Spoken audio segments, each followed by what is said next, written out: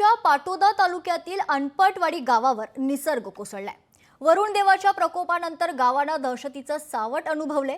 एका रात्रीत शेत जमिनी खरडल्या गेल्या तर जनावरं वाहून गेली। मात्र आपल्याला काहीच करता आलं नाही ही खंत त्यांच्या मनाला टोचते। त्यांच्या भावना सांगणारा लोकशाही मराठीचा हा रिपोर्ट पाहूयात।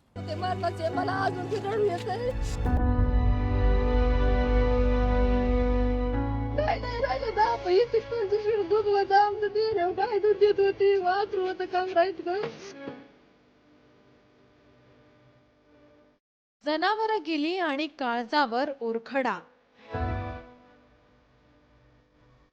बीडच्या अनपटवाडीसाठी ठरली काळ रात्र। अवघ्या 2 तासात होत्याचं नव्हतं झालं।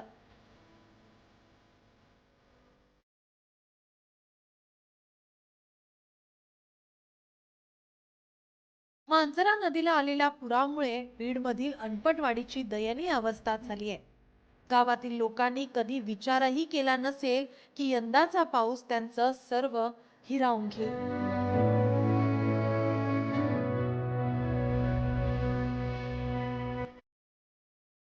पोटच्या पुरांप्रमाणे वाढवलेली जनावरं दगावल्याने आम्ही हतबल झाल्याची भावना आता शेतकऱ्यांतून व्यक्त होताना दिसते।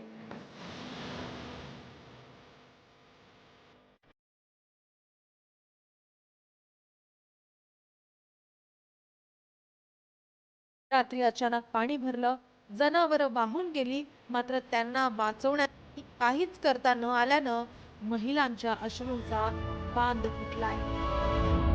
काय नाही राहिलं 10-25 दूध होतं आमचं डेअरी गाय दूध देत होती वासरू होतं काम राहत ग आमचं गुरं ऐकत होतं वरडत होतं आम्ही गुराला तर गुरं आम्हाला ऐकू येतात वरडलेले आम्हाला जाता येणार पाण्याने आम्हाला एक पुरा असतात आम्ही गुरं सोडले असते आज आम्हाला उद्या सण आला तर काय करा मग पंचायती इथं जवळ जाऊन गुरं हाती लागले नाही का तर वाट नाही म्हणून आमची गुरं हाती लागली नाही रस्ता असता तर गुरं आमच्या हाती लागली असते।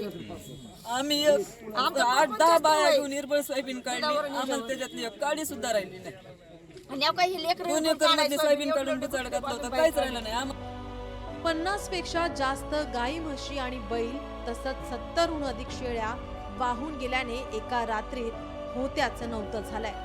पुरामुळे शेतजमीनही अक्षरशः खरडून निघालीये। त्यामुळे आता पुढे काय या प्रश्नानं सध्या बळीराजाच्या मनात भीती निर्माण केलीये। सोबत सरकारनं भरीव मदत करण्याची मागणीही आता शेतकऱ्यांमधून होतीये। वरून मोठा लोंढा आला दुसरा मोठा लोंढा आल्यानंतर ज्याच्या समोरचे जनावर ज्यांनी आपले तळ हाताच्या लेकराच्या फोडाप्रमाणे सांभाळलेले जनावर येतं ते जनावर असे त्यांनी त्याच्या डोळ्यात देखत ओरडू नदीच्या पुरामध्ये वाहून जाताना त्यांनी असं हांबरडा फोडून त्यांनी असं हे केलं। शेतकऱ्याला शासनाने कमीत कमी 1 लाख रुपये मदत जाहीर करावा, हेक्टरी 1 लाख रुपये तरी मदत जाहीर करावा, कारण की साहेब आता पहिल्यासारखं क्षेत्र राहिलेलं नाही। रस्त्यांवर रडणारे लोक, अश्रूंनी भिजलेले चेहरे अशी परिस्थिती अनपटवाडीत पाहायला मिळाली। हातातोंडाशी आलेला घास निसर्गाने हिरावून घेतलाय। जनावरांच्या हंबरड्यांसोबत या शेतकऱ्यांचा आक्रोश अजूनही कानावर घुमत राहतोय। एकदा गेलेली माया आता परत येणार नाही, त्यामुळे झालं गेलं ते मागे टाकून अनपटवाडीतील शेतकऱ्यांनी पुन्हा एकदा धाडसानं उभं राहण्याची गरज आहे। हरिदास तावरे, लोकशाही मराठी, बीड।